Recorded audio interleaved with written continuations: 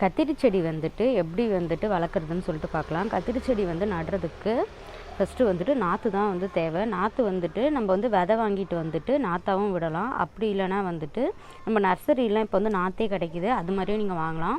நாற்று வந்து எப்படி விடுறதுன்னு பார்த்தீங்கன்னா, சிம்பிளான முறையில் நம்ம இது மாதிரி நம்ம வீட்டில் பிளாஸ்டிக் டப்பா இருக்கும்ல, இது வந்து பார்த்தா டாட்டா குளுக்கோஸ் வந்துட்டு வேஸ்ட்டான அந்த டப்பா. இதில் வந்து பார்த்திங்கன்னா நான் வந்து மிளகா நாற்று போட்டிருக்கேன். கத்திரி நாற்றும் நான் அது மாதிரி போட்டு தான் வந்து எடுத்தேன். அப்படின்னா கீழே வந்துட்டு உங்களுக்கு எங்கேயாச்சும் இடம் இருந்துச்சுன்னா கீழே விதையை வந்து நீங்கள் சும்மா தூவி விட்டாவே போதும். தூவி விட்டு மண் போட்டாலே போதும். ஒரு வாரம் கழித்து முளைச்சி வரும். அப்புறம் ஒரு மாதம் கழித்து நட்டுடலாம். இப்போ வந்துட்டு இந்த மிளகா நாற்றுமே நம்ம வந்து நட்டுடலாம். அப்புறம் இது மாதிரி நம்ம குட்டி குட்டி கவர் வந்து இருந்தாலும் இந்த கவர்லையுமே வந்து நம்ம நாற்று வந்து விட்டுருக்கலாம். ஸோ இதில் வந்து பார்த்திங்கன்னா கத்திரி செடிக்கு வந்துட்டு 25 லிட்ரு கேன் வந்துட்டு மேலே கட் பண்ணி வச்சுருக்கேன். கத்திரி செடி வந்து வைக்கிற மாதிரி இருந்தீங்கன்னா கத்திரி செடி வந்து நம்மளுக்கு 1 வருஷம் வரைக்குமே இருக்கும். ஸோ அதனால் நாங்கள் இங்கே நடும் பொழுதே பெரிய ஒரு பேக்காக வந்து பார்த்து நடுங்க. அப்புறம் இதுக்கு மண்கலை வந்து பார்த்திங்கன்னா 2 மடங்கு வந்து செம்மண், 2 மடங்கு வந்துட்டு வர்மி கம்போஸ்ட்டு, 1 மடங்கு வந்து கொக்கோபீட் போட்டு நடுங்க. இதில் வந்து பார்த்திங்கன்னா பூ வச்சுருக்கு. ஸோ இதுலேயுமே வந்து பார்த்திங்கன்னா நம்ம நட்டுட்டோன்னா சைடில் வந்து பார்த்திங்கன்னா ஏதாச்சும் வந்து செடி வந்து போடலாம். இப்போ வந்து பார்த்திங்கன்னா இதில் வந்து பார்த்திங்கன்னா முள்ளங்கி இருக்குது. ஸோ வந்துட்டு இதில் வந்து முள்ளங்கி கீரை அது மாதிரி போடலாம். இப்போ வந்து முள்ளங்கி கீரை வந்து இதில் போட்டு நம்ம எடுத்துட்டோன்னா அடுத்தது இது கீழே வந்துட்டு ஃப்ரீயாக அந்த செடி மட்டும் வளரும்.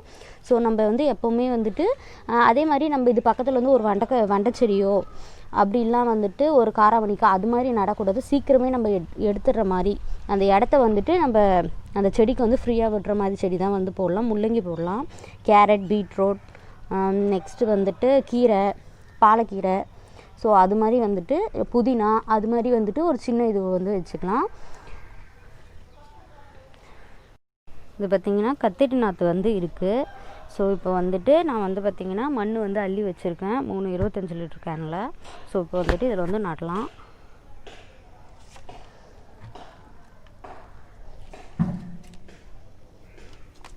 இது மாதிரி ஹோல் போட்டு உள்ள வச்சுருங்க. நீங்கள் வந்துட்டு ஒரு இதுவில் வந்துட்டு நீங்கள் ஒரு செடி வச்சாலே போதும், உங்களுக்கு வந்து நல்லா வந்து ரிசல்ட் கிடைக்கும்.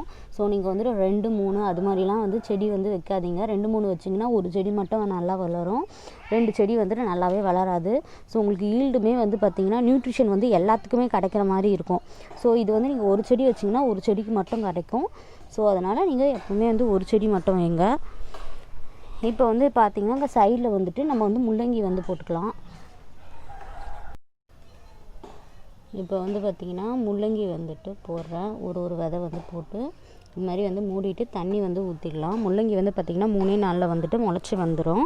அப்புறம் நம்ம 1 மாதம் கழித்து முள்ளங்கியும் வந்து எடுத்துக்கலாம். நெக்ஸ்ட் வந்துட்டு இந்த செடியை வந்து ஃப்ரீ பண்ணி விட்டுடலாம். இதுக்கு வந்து பார்த்திங்கன்னா அதிகமாகவே வந்துட்டு என்னெல்லாம் நியூட்ரிஷன் வந்து கொடுக்கணுன்னா அந்த புண்ணாக்கு வந்துட்டு ஒரு 15 நாளைக்கு ஒரு வாட்டி வந்து புண்ணாக்கு கரைச்சல் கொடுங்க. அப்புறம் மீன் அமிலம் அதெல்லாம் வந்து கொடுங்க. அப்புறம் பூச்சி தாக்குதல் வந்து ஃபஸ்ட்டே இருந்தால் பூச்சி விரட்டி வந்து அடிச்சிடுங்க. நெக்ஸ்ட்டு வந்து பார்த்திங்கன்னா இந்த கத்திரி செடி வந்து நம்ம வளரும் போதே வந்து பார்த்திங்கன்னா கட்டிங்ஸ் வந்து பண்ணி விட்டிங்கன்னா நிறைய வந்துட்டு நம்மளுக்கு வந்துட்டு ஃபீமேல் ஃப்ளவர் வந்து வரும். ஸோ அதுக்கு வந்துட்டு நம்ம என்ன பண்ணால் ஃபஸ்ட்டு வந்துட்டு இந்த அளவுக்கு வருதுல இந்த டைமில் வந்துட்டு அது மேலே இருக்க இந்த இலையை வந்துட்டு கட் பண்ணி விட்டுறணும். நெக்ஸ்ட்டு அப்புறம் பார்த்திங்கன்னா அதில் வந்து துளிர்களை வந்து 2 வரும்ல, அதையுமே வந்து நம்ம கட் பண்ணி விட்டுறணும். அப்புறம் அதுக்கடுத்தது வர களைகளில் வந்துட்டு நிறைய வந்து ஃபீமேல் ஃப்ளவர் வந்து வரும். ஸோ அதனால் நம்மளுக்கு ஈல்டுமே அதிகமாக கிடைக்கும். ஸோ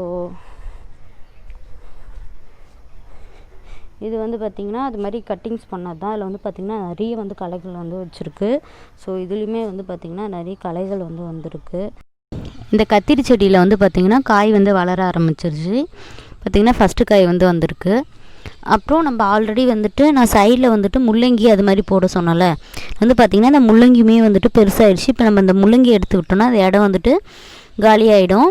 அப்புறம் செடி வந்துட்டு நல்லா வளர ஆரம்பிக்கும்.